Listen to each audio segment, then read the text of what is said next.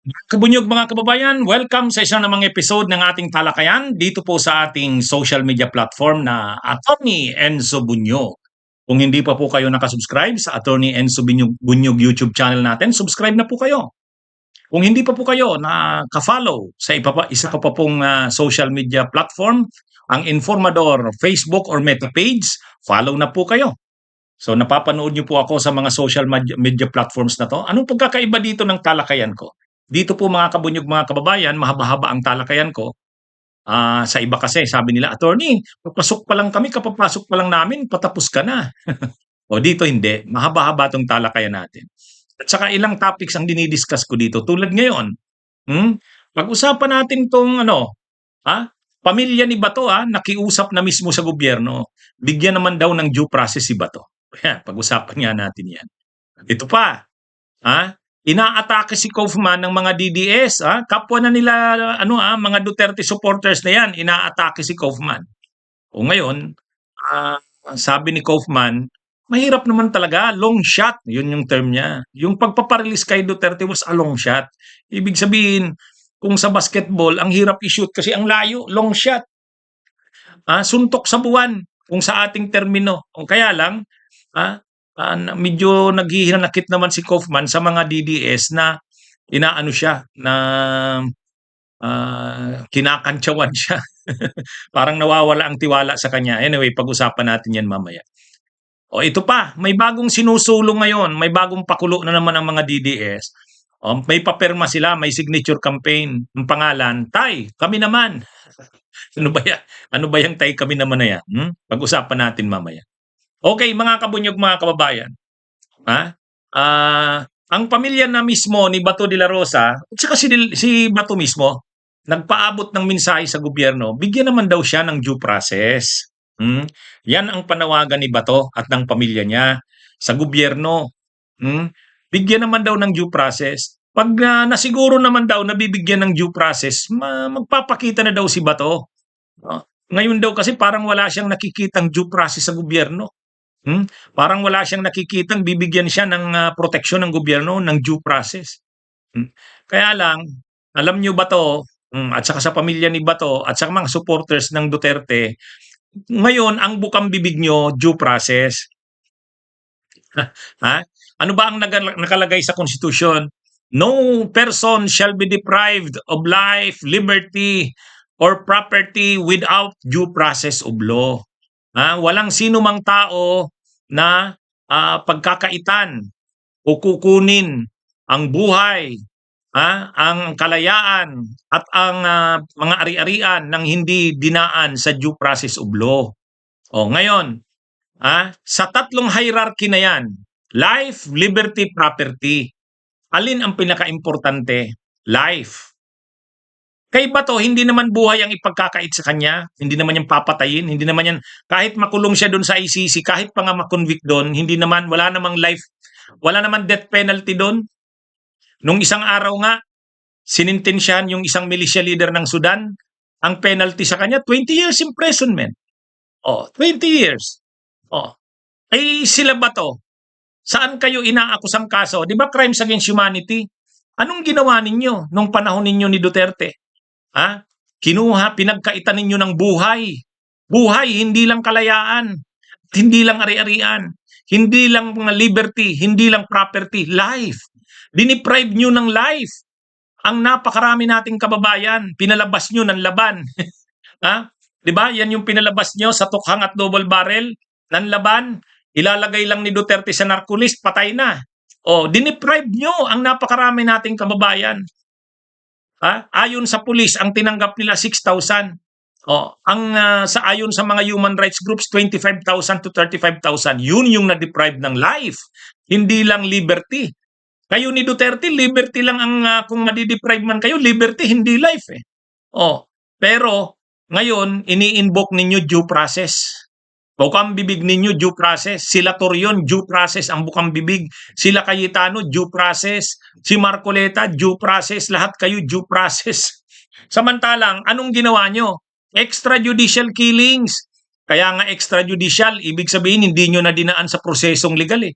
Pinagpapatay nyo na lang. Anong justification ni Duterte? Ang justification ni Duterte, wag na yan, wag nang ikulong yan, wag nang kasuhan yan. Pag kinasuhan mo yan, kinulong mo yan, papakainin pa natin yan.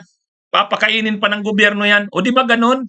So pinatay na lang kaysa sa makulong. Oh, hindi nyo ba naiisip yun? Ang bukang bibig nyo ngayon, due process. Gusto nyo due process at yung pamilya ni Bato, yun ang pinapakiusap nila sa gobyerno, due process. Ay, napaka-ipokrito nyo. Sana ngayon ninyo ma-realize yan ng pamilya ni Bato. Due process ang pinagkait ninyo sa mga kababayan natin. Ang nawala sa kanila, nang pinagkaitan nyo sila ng due process, hindi lang simpleng kalayaan, liberty, kundi buhay. At ano ang justification ni Bato nun? Tama lang yan. Anong justification ng mga DDS? Bakit? Ang dami rin namang pinatay ng mga adik na yan. Di ba? Yan na yun. Ayaw ninyo na idaan sa due process. Ayaw ninyong kasuhan yung mga adik. Ayaw ninyong, kasi pag kinasuhan yung mga adik, dadalhin lang yan sa rehabilitation. Ayaw ninyo yan. Ayaw ninyo na yung mga pusher ay makulong. Ayaw ninyo. Ang gusto ninyo, patayin na lang, sabi ni Duterte. Kung hindi nang lalaban, gatungan ninyo naman laban. Pilitin ninyong manlaban. Kasi pag kinulong nyo pa yan, gastos pa sa gobyerno, magpapakain ka pa niyan. Di ba? Nung tinanong si Duterte niyan sa kulungan, anong sabi ay sa Quadcom, sabi niya, ganun talaga yung order ko. Di ba? At si Bato, ano naman ang sabi niya? Wala akong pinagsisisihan sa ginawa ko. Di kung ganun pala, wala kayong pinagsisisihan sa ginawa nyo, di magpa-aresto ka na, sumurinder ka na, pag dumating ang warrant of arrest, pumunta ka na sa ICC, idipinsa mo yan. Ganyan ang dipinsa nyo. Gamitin yung dipinsa yan, na walang mali sa ginawa nyo. Para sa bayan lang ang ginawa nyo. Bibigyan kayo doon ng due process. Titingnan doon kung ang inyo bang rason sa ginawa ninyong policy ng drug war ay makatarungan. Yan yun. Kaya lang, napaka-ipokrito na itong pamilya ni Duterte ay ni Bato ang panawagan sa gobyerno, due process. Due process. Okay. Anong dininay ninyo? Anong pinagkait ninyo sa napakaraming biktima ng war on drugs? Due process eh. At ang nawala sa kanila, hindi lang simpleng kalayaan. Hindi lang sila nakulong, Hindi. Namatay sila. Pinatay sila. Life. At yung sinasabing no person shall be deprived of life, liberty, or property without due process of law. Kung simpleng ang ari-arian mo, kung kukunin ay dadaan dapat sa proseso. Kung simpleng ikukulong ka, katulad nga nitong mga korap, korap yan napakarami na ng korupsyon nila, napakalinaw. Bakit hindi ka agad-agad makulong? Dahil dinadaan sa due process. Dinadaan sa due process. Kayo, Bato de la Rosa, Duterte, nung panahon ni Digong, ayaw ninyo ng due process kasi sabi nyo ay mahabang proseso pa yan, nakakaabala yan. Anong ginawa? Sabi ni Duterte, palabasin na lang yan, manlaban. Kung ayaw manlaban, pilitin yung manlaban. Di ba? Yun yung policy. Manlaban. Kasi kapag hindi nanlaban, mahina. Ayaw nila na arestuhin mo, tapos ikukulong, wag na. Di ba? So, anong ginawa? Diniprive na ng life. Kahit suspitsa pa lang, basta't nasa narcolist ka, yung listahan ng tukhang, kinatuka, ayaw na yun. Di ba? Yan yung malinaw doon. Kaya itong sinasabi ng pamilya ni Bato, wag naman, bigyan naman ng due process. Bibigyan naman yan due process. Kaya lang, doon yan sa daig. Doon sa ICC. Lilitisin yan. Problema, ayaw nyo Ayaw nyo madala doon sa ICC, kaya nagtatago si Bato. Tinatago. Ngayon yung pamilya nakikiusap. Ito yung mga taalyado nila, si Padilla, Marcoleta, si Cayetano. Ang bukang bibig nila, due process. Naisip nyo ba yan nung panahon ni Duterte? Due process. Kasi ngayon, nakikita nila, wala na. Kahit yung pagtatago ni Bato, delikado na yan. Kasi, sinabi na ni Junvic Rimulya Alam namin, in the past 3 weeks, nitong nakaraang 3 weeks na 'to, nakaraang 3 linggo, 6 na locations ang pinuntahan ni Bato. At tumutuloy siya sa mga kaibigan niya, sa mga bahay ng kaibigan niya. Oh, yan, kita nyo? So nakikita na siguro ng pamilya, walang saysay na magtago si Bato kasi nasusubaybayan kung nasaan. Ha? Nagtatago si Bato, kita ang ulo. Kaya nakikiusap na lang sila sa gobyerno, bigyan naman ng due process. Bibigyan naman ng due process yan. Yun yung hindi nyo binigay sa mga biktima ng war on drugs. Pero sa inyo, binibigay yan. Okay, ito naman tayo kay Kaufman. Oh, mga kabunyog, mga kababayan. Yung mga DDS, talagang grabe yung atake kay Kaufman. Anong tawag doon? Big time failure daw. Big time na loss. Ha? Big time. Ang laking pagkatalo. Kasi naman, may mali ka rin kasi Kaufman. Ay pinaniwala mo ang mga DDS na marirelease ang Tatay Digong nila o Tatay Digong mo na rin ba yan, Kaufman? Marirelease, sigurado yan. Pinaasa mo eh. Pinaasa mo. Ang paniwala nila, ang galing mong abogado, at ang galing ng mga ginagawa mo, at sigurado makakalaya ang Tatay Digong nila, hinihintay na lang nila, naghahanda na silang salubungin sa Davao. Oh, ay ngayon, talo. Talo. Lahat ng mga motions mo, talo. O ngayon, siyempre, na ano ngayon ang mga supporters ni Tatay Digong nila? ha? Anong nangyayari sa'yo, Attorney Kaufman? Talaga bang magaling ka? O, ngayon, medyo na ano si Kaufman, nasasaktan din. Sabi ni Kaufman, hindi big failure yon, hindi big loss. Ha? Ano yun? Sabi ni Kaufman, yung pagpaparelease kay Duterte sa former president ay ano yun, long shot. O yun yung term na sinabi ni Kaufman. It was a long shot. Yung paglaban para sa interim release ay long shot yan. Mahirap talaga yan. Tapos inamin na ni Kaufman, sabi ni Kaufman, kaya nga hindi ko na pina-attend si ang former president, hindi ko na pina-attend nung araw na yun. Nung ano ba yun? November 28 ba yun? November 28, hindi niya na pina-attend. Bakit? Bakit hindi niya na pina-attend? Kasi sabi niya, ano na yan eh. Halos sigurado niya, alam niya na kung ano magiging ruling. Kaya sabi niya, from the start, alam niya daw na mahirap naman talaga yung pagpaparelease. Ngayon mo lang yan sasabihin. Nung ano na, ay dapat kasi, ang sinabi mo rin naman, huwag tayong umasa. Ano yun, ilalaban natin, pero bilog ang bula. Nung kasing nagmo-motion ka niyan, parang siguradong sigurado ka eh. Di pinaasa mo yung mga supporters. ha?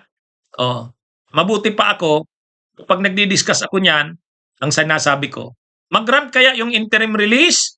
Anong sabi ko? Anong sabi ko? Malabo. Malabong mag-grant yan. Pero bilog naman ang bula, malay mo. Di ba? Mga ganon. Mga ganon. Kahit naman ako, hindi naman ako nagsabing 100%, 100%, sigurado, madi-deny. Hindi ako nagsabi ng ganon. Ang sabi ko, malabo. Pero siyempre, bilog ang bula, malay mo. Di ba? Ganon. Dapat sana, ganon din ang sinabi mo, Kaufman.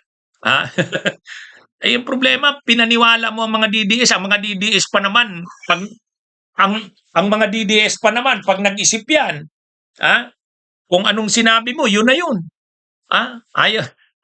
Kaya ngayon, galit kay Kaufman yung mga DDS. Nararamdaman ni Kaufman. Mayroon yatang mga lawyer sa Pilipinas na pro-Duterte, nagko-comment daw sa kanya. Wag naman daw siyang husgahan, sabi ni Kaufman. Ginagawa din naman daw niya ang lahat. Mahirap daw naman talaga yung kaso na to. Imagine niyo yan. Yan. Yan kasi, di ba sinabi ko na rin, ang totoo, ang hirap ng kalagayan ni Kaufman dahil mahirap talaga yung kasong hawak niya na yan. Matitibay ang mga ebidensya, matitibay ang mga testigo. Ano ang pinakamatibay na ebidensya? Si Duterte mismo. Ang dami niyang mga sinabi na against inamin niya. Inamin niya sa media, inamin niya sa Kongreso, sa Quadcom. Yung mga admissions niya doon, yung mga pagyayabang niya doon, yun. Ang hirap remedyohan yun. Di ba kasi, ang inano kasi ni Duterte, ang sabi niya, walang problema, panindigan ko yan. Talaga bang inorder mo yung mga pagpatay? Oo. Wala na, wag niyo nang sisihin ang pulis, ang lahat. Ako nang managot diyan, o 'di ba? Nung pinap nung nakasalang pa siya sa Quadcom, tinanong pa siya ni Beatrix Luestro.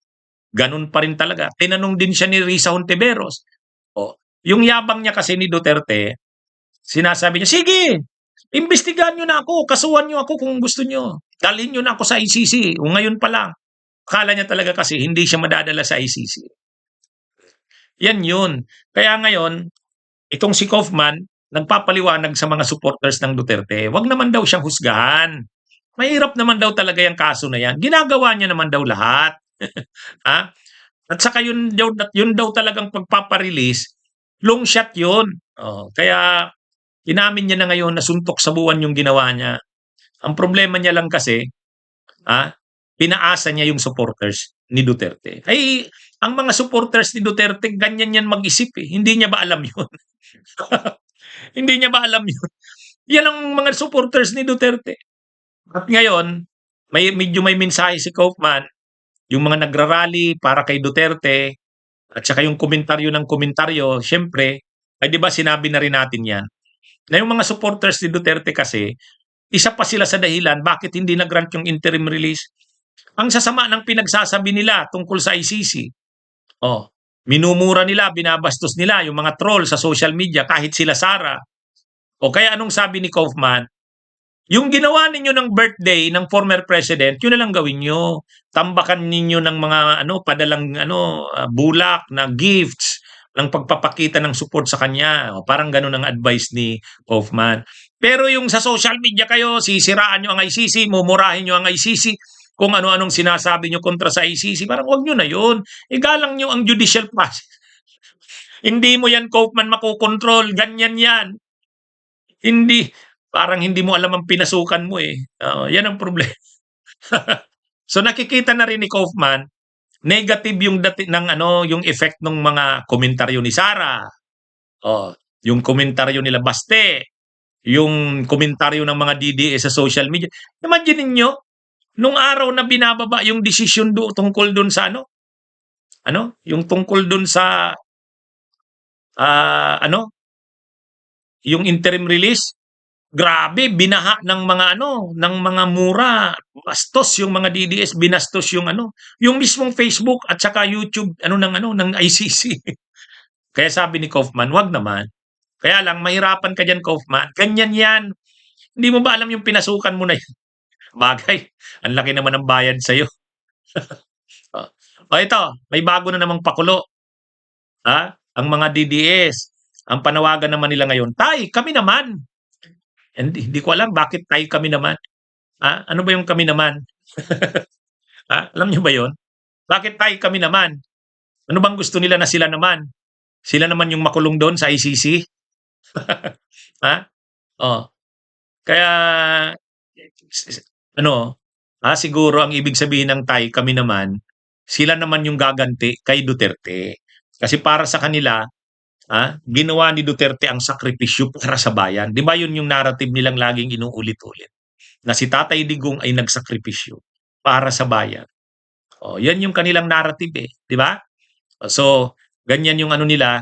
So ngayon, parang sa sakripisyo ni Duterte, matanda na, sakitin na, palayain na si Duterte. Sila naman ang at para makaganti naman kay Duterte, mananawagan silang palayain na si Duterte. So may signature campaign sila. Papirma, nagpapapirma sila sa mga palengke, sa mga pasok sa mga mall, sa mga terminal. Sinimulan nila kahapon yata yun. Nakita ko doon sa rally sa Batasan, nagprograma sila. Ilan lang sila, nilangaw na naman. Nag-speech si Topacio, nag-speech si Paras, nag-speech si Celes, nag-speech si Defensor. Sabay papirma na sila. Perma. Ang panawagan nila sa perma nila, tay, kami naman. Tapos sa Cebu, mayroon na rin.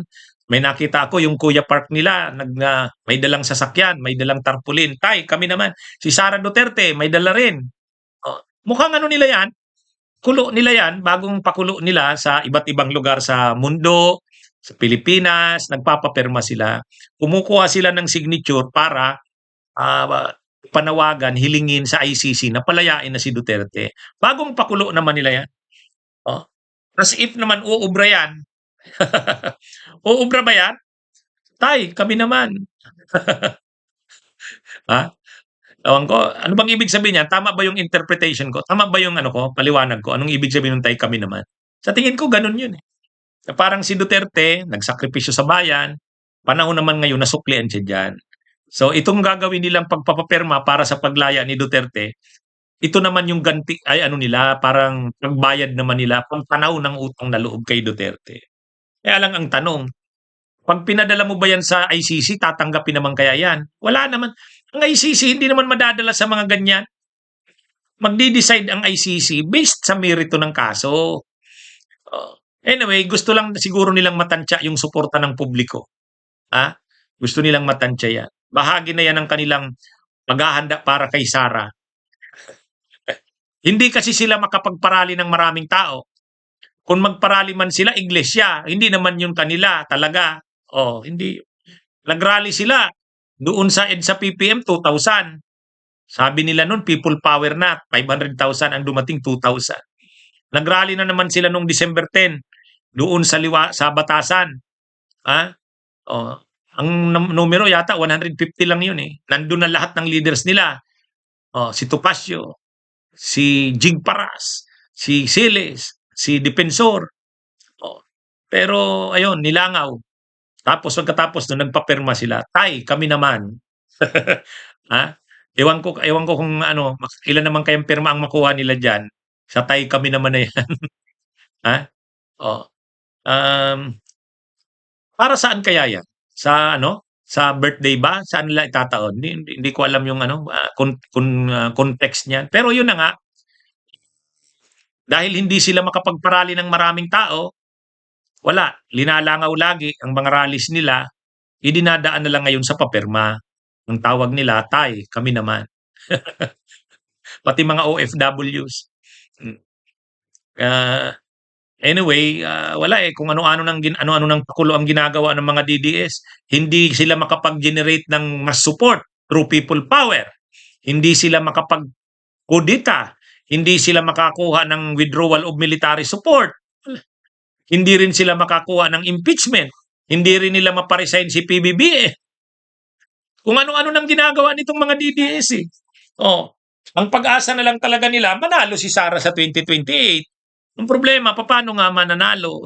May impeach na. Kakasuhan pa ngayong linggo ng plunder. May expose yung kanyang mga krimen sa bayan, yung mga ninakaw sa bayan, yung kanyang bank accounts at nidigong.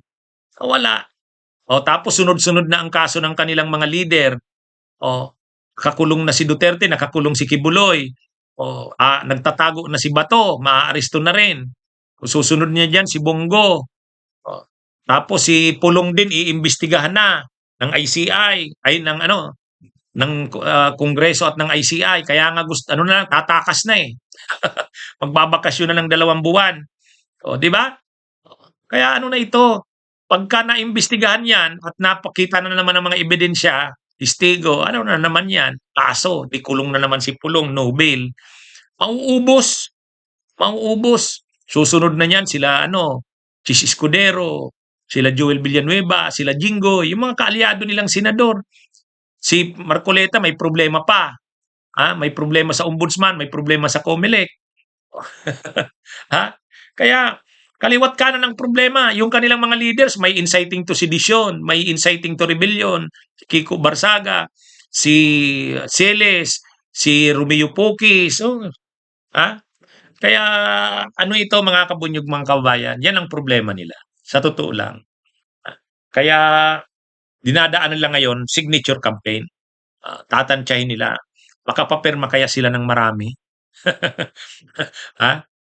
Anyway, na yan, tingnan natin. Pero hindi naman nila mapapalaya si Duterte kahit pamilyon ang pumirma dyan sa signature campaign nila na yan. Wala na yan. Sabi nga ni Trillanes, huwag na kayong umasa. Hindi na makakalaya si Duterte. Sinabi yan ni Trillanes. Okay, mga kabunyog, mga kababayan, magandang araw sa inyong lahat. Mabuhay po tayo.